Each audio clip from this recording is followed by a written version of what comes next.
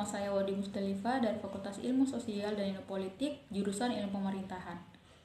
Video ini saya buat untuk memenuhi salah satu tugas final yang diberikan oleh Ibu Yunita Wati Lampasa, SPD MSI. Hal yang akan saya bahas hari ini yaitu mengenai pemerintahan nasional.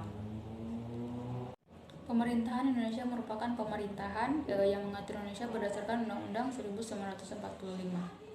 Indonesia merupakan negara berbentuk kesatuan dengan pemerintahan berbentuk republik dan sistem pemerintahan presidensial dengan sifat parlementer. Pemerintahan Indonesia memiliki beberapa pengertian yang berbeda.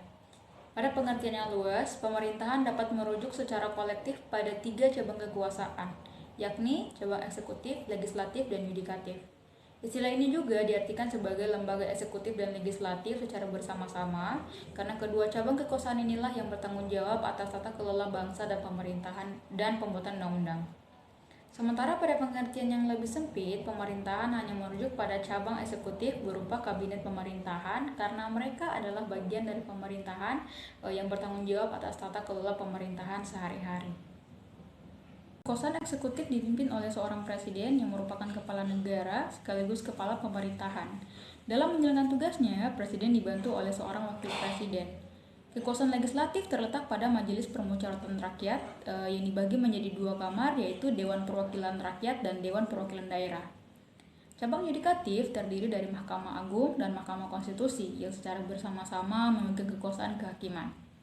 Struktur kekuasaan Indonesia memiliki 2 jenis, yakni ada struktur formal dan juga struktur informal, yang disebut suprastruktur dan infrastruktur.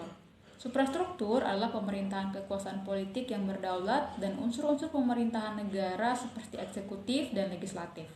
Sedangkan infrastruktur yakni masyarakat dengan segala lembaga formalnya.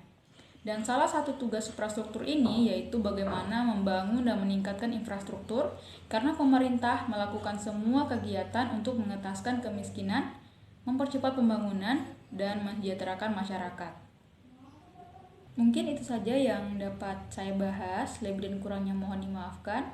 Dengan ucapan billahi fisabilil haq, fastabiqul khairat, wassalamualaikum warahmatullahi wabarakatuh.